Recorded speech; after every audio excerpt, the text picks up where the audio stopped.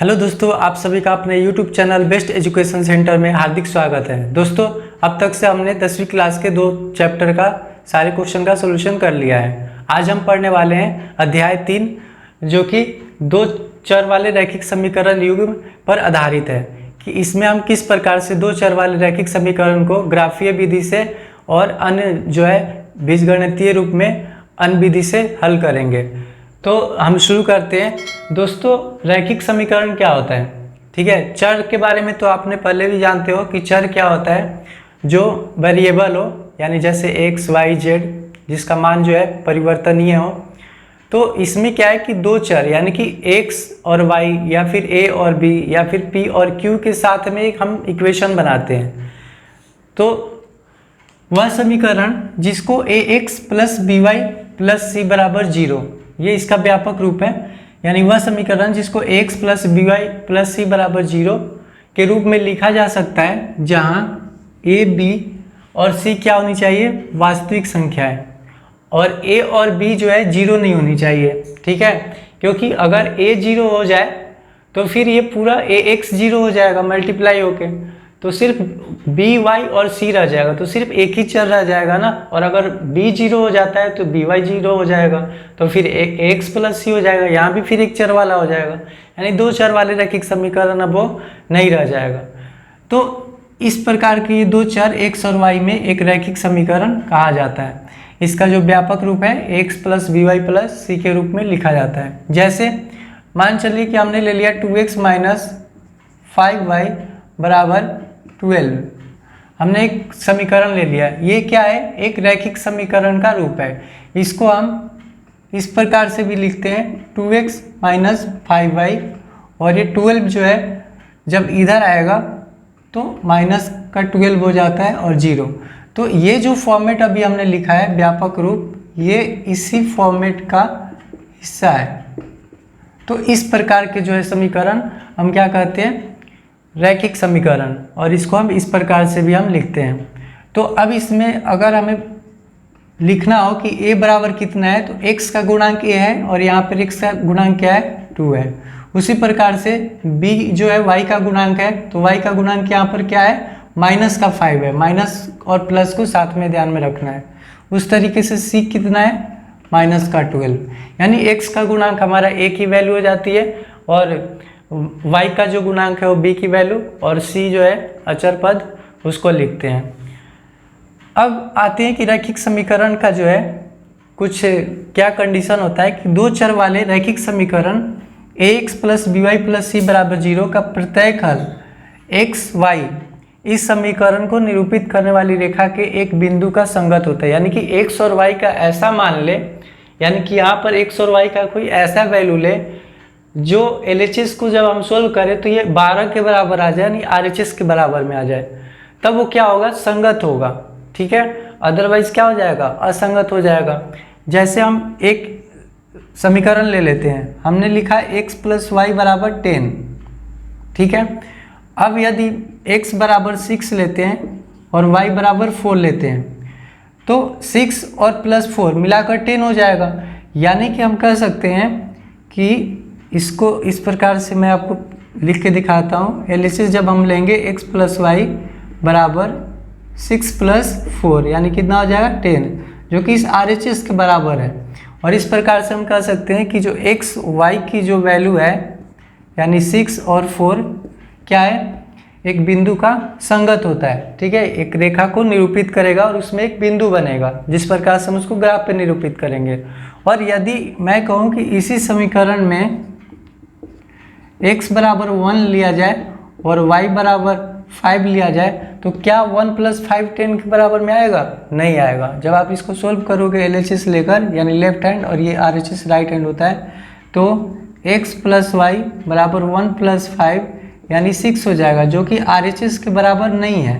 ठीक है, तो ये क्या है? एक बिंदु जो है उस रेखा पर कोई एक बिंदु का संगत नहीं होगा।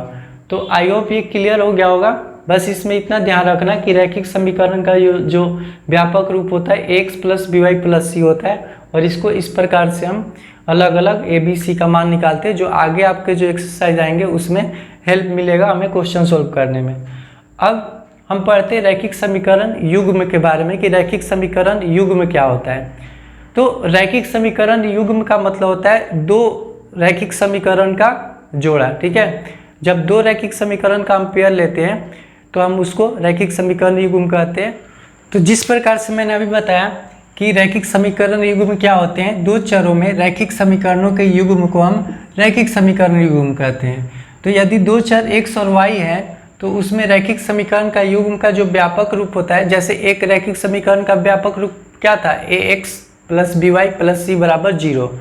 तो जब दो रैखिक समीकरण हो तब हम उसको एक को a1 और b1 और c1 के साथ और एक को a2 b2 और c2 के साथ लिख सकते हैं, यानी कि a1x plus b1y plus c1 बराबर 0 और दूसरा हो गया a2x plus b2y plus c2 बराबर 0, जहाँ पर a1 b1 c1 a2 b2 c2 ये सारे क्या हैं, एक वास्तविक संख्या हैं।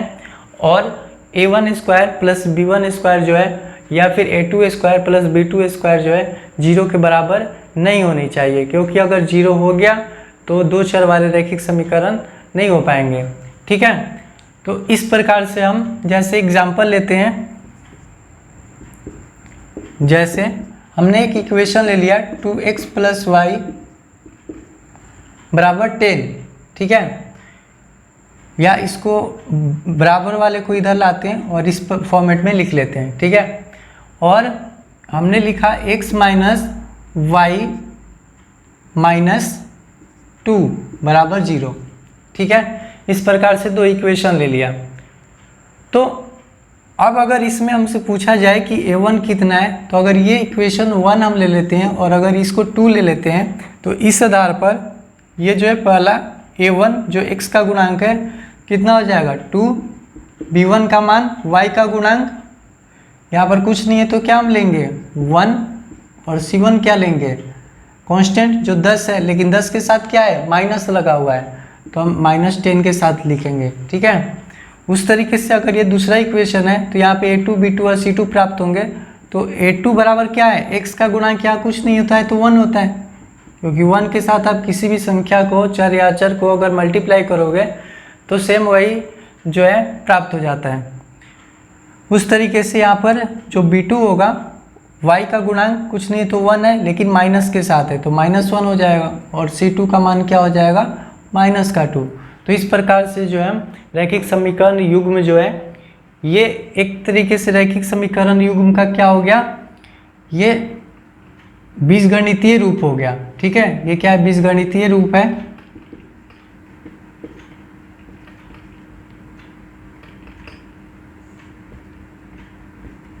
और एक होता है हमारा ज्यामितीय रूप, जिसको ग्राफ के रूप में कह सकते हो, जो हम ग्राफ जब बनाएंगे कि कोई दो इक्वेशन किस प्रकार से ग्राफ पर प्रदर्शित होते हैं। दोस्तों आपने 9th क्लास में जो है इस रैखिक समीकरण के बारे में पढ़ा होगा, उसमें आपने ग्राफ भी बनाया होगा और ग्राफ बनाते समय आपको ये 3 जो है संभावनाएं मिली होंगी, ठीक है। कि यदि एक तल में दो रेखाएं दी हो, ठीक है, यानी दो रैखिक समीकरण के जो रेखाएं दी हो तो इन तीनों में से कोई एक ही कंडीशन हो सकता है, कोई एक ही पॉसिबिलिटी हो सकती है, ठीक है। क्या कि दोनों रेखाएं एक बिंदु पर प्रतिच्छेद करती हैं, यानी कि आप जब ग्राफ प्रदर्शित करोगे तो कुछ इस प्रकार से कहीं ना कहीं दोनों समीकरण के रेखाएं हैं एक दूसरे को क्या करेंगी, किसी बिंदु पर प्रतिच्छेद करेंगी। तो इस प्रकार अगर प्रतिच्छेद करती हैं तो उसके अद्वितीय हल प्राप्त होते हैं, ठीक है।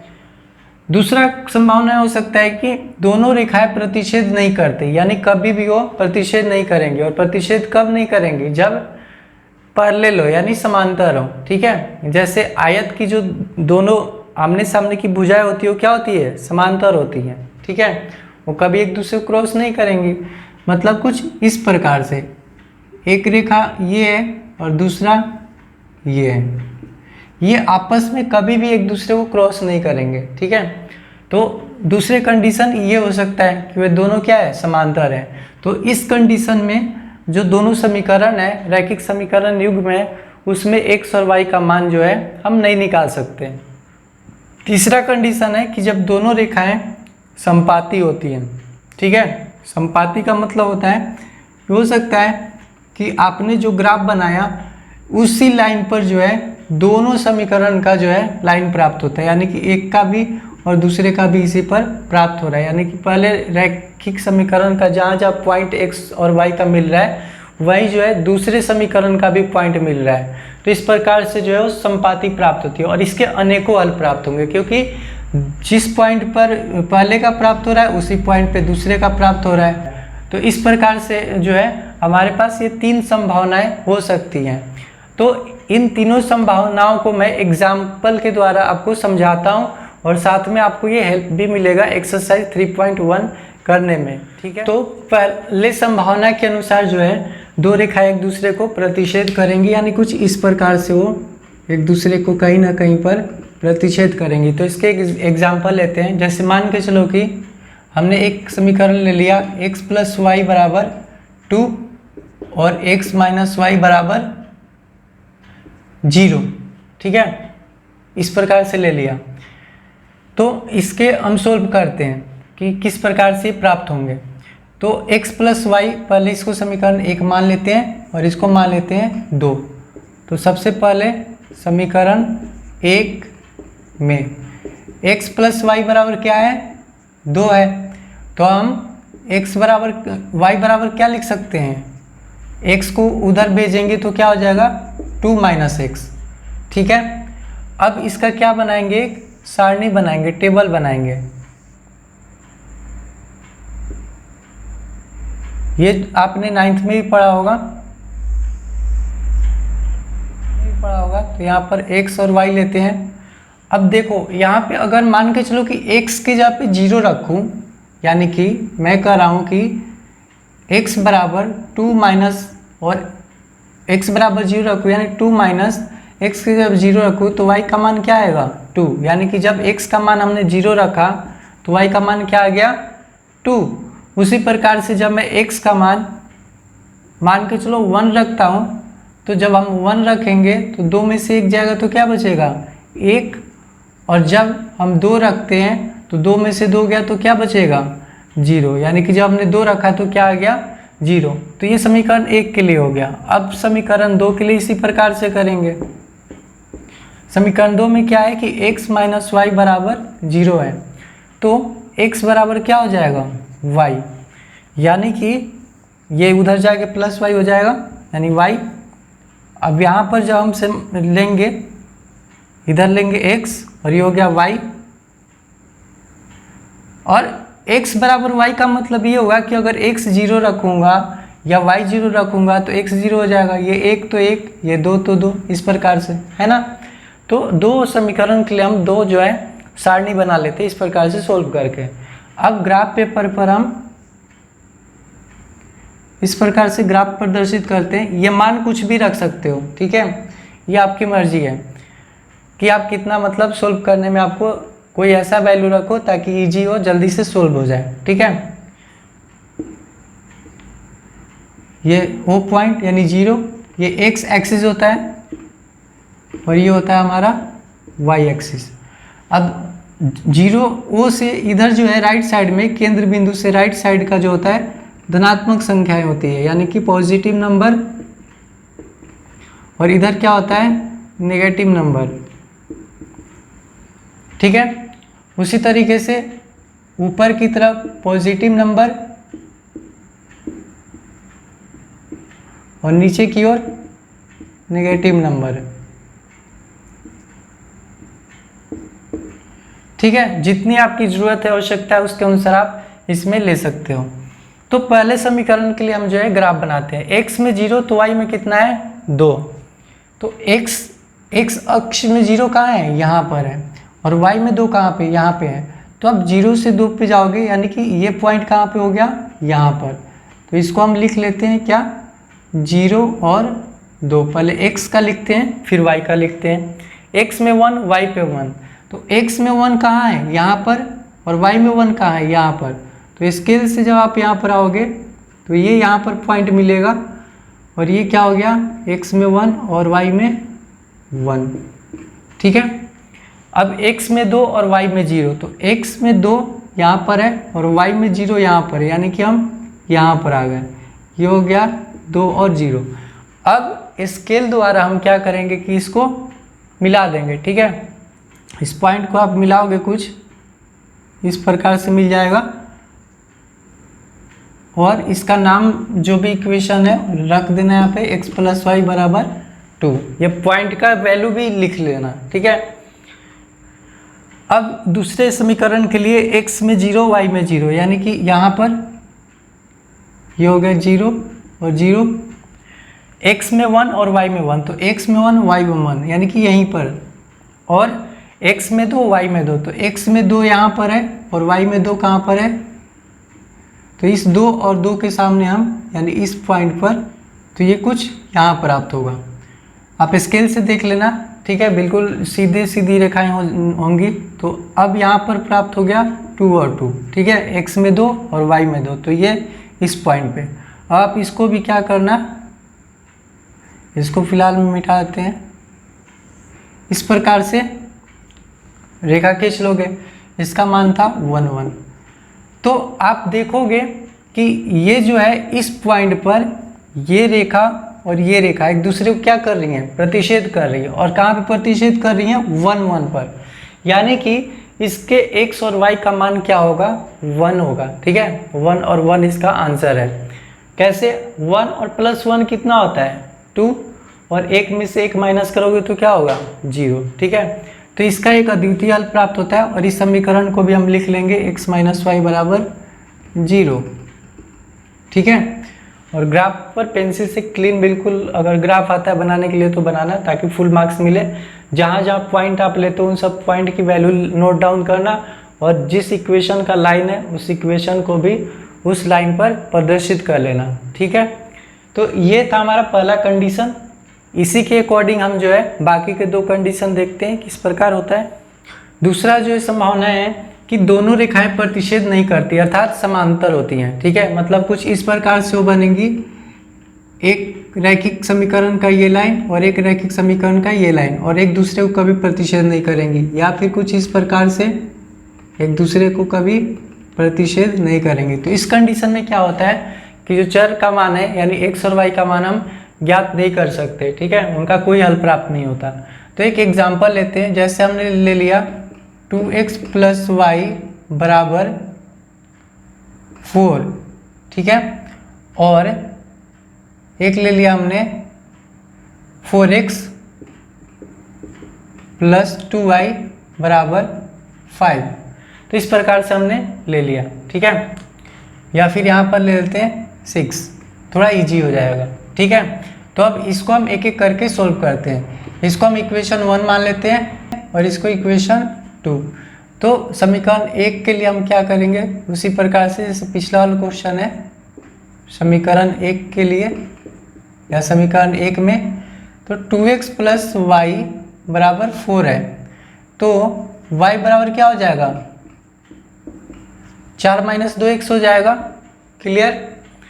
तो अब इसके लिए सारणी बनाते हैं।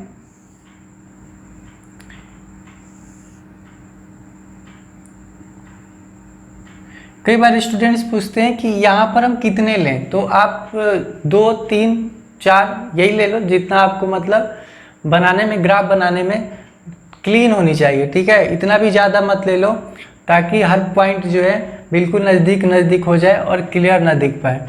और वैल्यू भी ऐसे पुट करो, ठीक है, जो कि कोई डेसिमल में ना जाए, मतलब दशमलव में ना जाए, फ्रैक्शन में ना जाए, तो काफ़ी इजी रहेगा। अगर आप जो है कोई पूर्ण संख्या मतलब होल नंबर ही है तो अच्छा रहता है। तो जैसे हमने ले लिया x और यहाँ पर y, तो अगर x में मैं 0 रखता हूँ, ठीक है, यानी कि 4 - 2 गुणा, ठीक है, x का मान मैंने 0 ले लिया है, तो ये तो पूरा हो गया 0, तो क्या बच गया 4, राइट। और x का मान अगर मैं 2 ले लेता हूँ तो 4 - 2 गुणा x का मान 2 है, तो 4 - 2 गुणा 2 क्या होता है 4, यानी क्या हो जाएगा 0। उसी प्रकार से अगर मैं x का मान -1 ले लेता हूँ, तो x का मान अगर -1 ले लेता हूँ तो 2 गुणा -1 यानी 4, माइनस माइनस प्लस हो जाएगा, और 4 और 2 कितना होता है 6, यानी जब -1 ले लिया तो क्या हो गया 6 हो गया। तो ये तो हमने कर लिया फर्स्ट समीकरण के लिए ग्राफ। उसी प्रकार से समीकरण 2 के लिए, तो समीकरण 2 है आपका 4x प्लस 2y बराबर 6। तो यहाँ पर 2y बराबर हो जाएगा, ये 4x उधर चला जाएगा, बाउंड्री पार करके प्लस है तो माइनस हो जाएगा, और y बराबर जो है 6 माइनस 4x अपॉन में 2 हो जाएगा। इसको और इजी करने के लिए हम 2 कॉमन ले लेते हैं, यानी कि 2 3 जा 6 और 2 2 जा 4, और 2 से 2 हम खत्म कर देते हैं। तो अब ये आपका 3 माइनस 2x बच गया। तो इसके लिए भी आप एक सारणी बनाओ।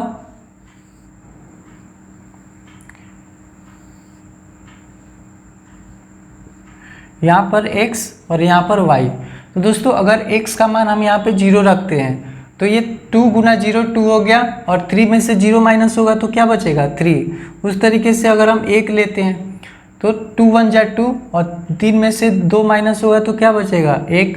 उस तरीके से अगर हम 2 लेते हैं तो 3 और 2 गुना 2 क्या हो जाएगा 3 माइनस 2 गुना 2, यानी 3 माइनस 4, और 3 में से 4 माइनस हो गया तो -1। ये प्लस माइनस का दोस्तों ध्यान रखना, नहीं तो यहाँ पे अगर मिस्टेक हो जाए तो ग्राफ में आपकी सीधी लाइनें नहीं आएंगी, और यदि ग्राफ में सीधी लाइनें नहीं आ रही हैं तो आप समझो कि आपने ये जो बनाया है, जो आपने वैल्यू लिया है, जो आपने वैल्यू XY का निकाला है वो गलत है। तो उसको एक बार रीचेक कर लेना, ठीक है। अब हम करते हैं इसके ग्राफ बनाते हैं। तो आई होप यहाँ तक तो क्लियर हो गया होगा। ये हो गया आपका 3 माइनस 2x था, ठीक है। तो अब हम क्या करेंगे, ग्राफ पेपर पर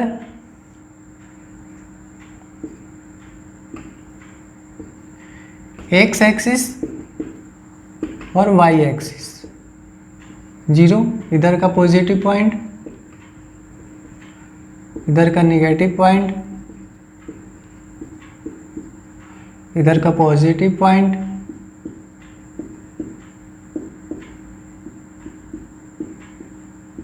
जितनी आवश्यकता है उसके अकॉर्डिंग आपको लेना पड़ेगा। इधर आपका क्या है नेगेटिव पॉइंट, -1 -2 -3 -4। ग्राफ में जो लाइनिंग होती है, बोल्ड जो लाइन होती है, उस पर आप ये वैल्यू ले लेना, ठीक है। अब एक एक काम क्या करेंगे, ग्राफ पे पॉइंट आउट करेंगे। x पर 0 y में 4, तो x में 0 यहाँ पर है और y में 4 यहाँ पर है, यानी कि ये पॉइंट हो गया। दूसरा पॉइंट है x में 2 और y में 0, तो x में 2 यहाँ पर है और y में 0 यहाँ पर है, यानी कि ये दूसरा पॉइंट हो गया। और थर्ड है कि x में -1 और y में 6, तो x में -1 आपका यहाँ पर है और y में 6 कहाँ पर है आपका 1 और -6, यानी कि यहाँ पर, ठीक है। अब स्केल से इसको क्या कर लेना, एक लाइन जो है ड्रॉ कर लेना, ठीक है। तो इस प्रकार से आपको पहले समीकरण का रेखा प्राप्त हो गया। ये यहाँ पर लिख लिया करना 2x + y बराबर 4। सेकेंड के लिए आते हैं, x में 0 y में 3, तो x में 0 यहाँ पर है, y में 3 कहाँ पर है यहाँ पर है। x में 1 y में 1, यानी कि यहाँ पर 1 और 1 के सामने। x में 2 और y में -1, तो x में 2 यहाँ पर है और y में -1 कहाँ पर है यहाँ पर है, ठीक है।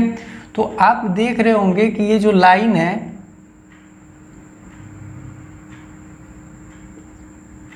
ठीक इसी के पैरेलल जा रही है ना, कि एक दूसरे को कभी नहीं काटेंगे। तो इस प्रकार से हमने दूसरी इक्वेशन का भी ग्राफ पर जो है प्रदर्शित कर लिया, और हम इनके पॉइंट को भी लिख लेंगे, ठीक है। जब आप ग्राफ बनाओगे तो इनके पॉइंट को भी नोट कर लेना। जैसे ये क्या था हमारा 2 और -1, ये था 2 और 0, ये था 1 और 1, और ये जो है 0 और 3, और ये 0 और 4, और ये था हमारा -1 और 6, ठीक है। ये पॉइंट थे। तो इस प्रकार से सबके पॉइंट की वैल्यू भी लिख लेना। तो मेन हमारा मकसद था ये हमें प्रूफ करने के लिए क्या दोनों रेखाएं प्रतिच्छेद करती, इस प्रकार कोई कंडीशन बनता है, तो इस प्रकार से कंडीशन बनता है। इसमें हम आगे चल के और कुछ डिटेल में पढ़ेंगे फॉर्मूले के साथ में। अब दो रेखाओं के लिए जो तीसरी संभावना है क्या है कि दोनों रेखाएं दोनों रेखाएं समपाती हैं, ठीक है, समपाती है। समपाती का मतलब है कि दोनों जो रेखाएं हैं वो एक ही लाइन पे स्थित होंगी, ठीक है, मतलब दोनों का ग्राफ एक ही लाइन पे बनेगा। देखते एग्जांपल लेकर, जैसे कि x + y = 3 ले लिए और 2x + 2y = 6 ले लेते हैं, ठीक है। तो इस प्रकार से जब आप बनाओगे, ये इक्वेशन 1 है और इक्वेशन 2 है, तो समीकरण 1 का, ठीक है, 1 में तो x + y = 3, तो y बराबर क्या हो जाएगा आपका, x उधर चला जाएगा तो माइनस का। अब यहाँ पर एक टेबल बना लो,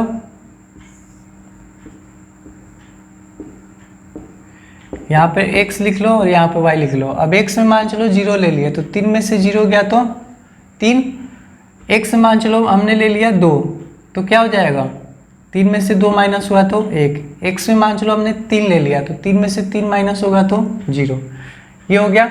अब समीकरण 2 के लिए इसी प्रकार से समीकरण 2 में, ये आप कैलकुलेशन करके देख लेना, बहुत इजी है। पिछले अभी 2 जो है 3 ग्राफ में मैंने समझाया, उसी प्रकार से इसमें भी करेंगे। तो दूसरा जो है 2x + 2y = 6 है, तो 2y बराबर क्या हो जाएगा, 6 - 2x, और y बराबर क्या हो जाएगा, 6 - 2x अपॉन में 2।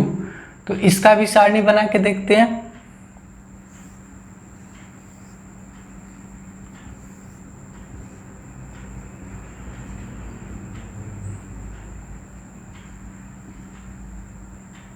तो इस प्रकार से हमने एक, ठीक है, टेबल बना लिया। यहाँ पर भी हम x के जब 0 रखेंगे तो 2 में से 0 गुना हो गया तो ये 0, और 6 को फिर 2 से भाग लगाएंगे तो क्या आएगा, 3 आएगा। एक मैं करके दिखाता हूँ, 6 2 × 0, ठीक है, 6, 2 में से 0 गया तो ये 0 हो गया।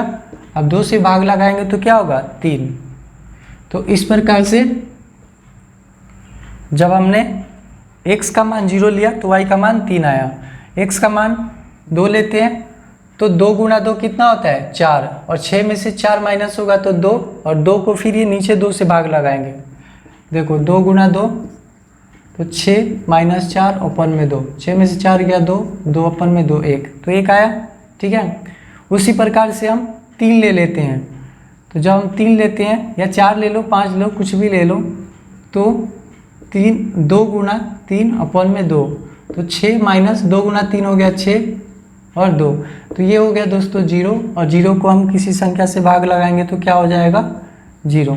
तो आप देख रहे होंगे कि जो इस समीकरण का हमने जो वैल्यू लिया था 0 2 3, वही हमने अगर यहाँ पे भी लिया तो उतना ही आया, जितना y में इतना आ रहा है उतना इतना ही आ रहा है। तो जाहिर सी बात है, जब आप ग्राफ बनाओगे तो एक ही लाइन पे स्थित होंगे, तो उसको ग्राफ के द्वारा भी मैं आपको दिखाता हूँ।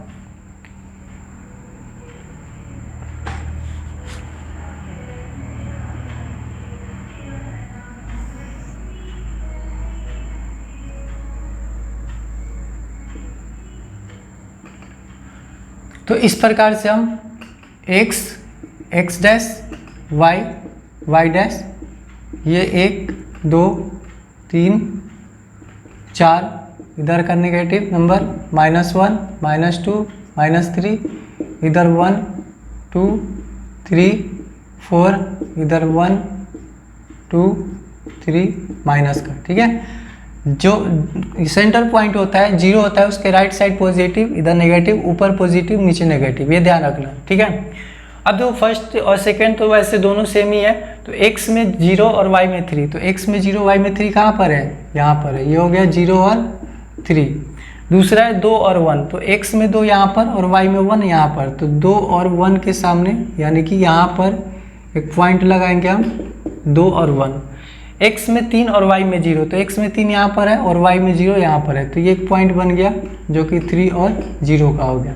और इसको ग्राफ से जब आप इसको स्केल से बनाओगे तो कुछ इस प्रकार से ये सीधी लाइनें बन जाएगी। और अगर आपकी सीधी लाइनें नहीं बन रही हैं तो समझ जाना कि आपने मिस्टेक की हुई है इधर कहीं पे, ठीक है।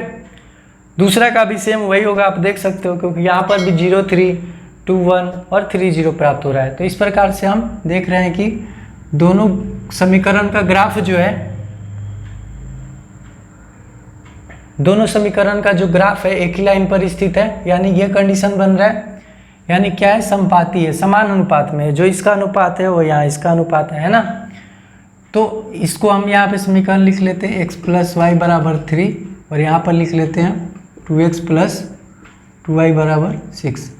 तो आपको ये तीनों जो है संभावनाएं मैंने आपको प्रूफ करके दिखा दिया, और ये तीनों जो है इसी बेस पे क्वेश्चन जो है आपके 3.1 में है, जिसमें ज्यामितीय और बीजगणितीय रूप में हमें उसको परिवर्तित करके दिखाना है। तो अगली क्लास में मैं आपको 3.1 सोल्व कराऊंगा। आज इतना ही, फिर मिलते हैं अगले वीडियो में। तब तक के लिए जय हिंद दोस्तों।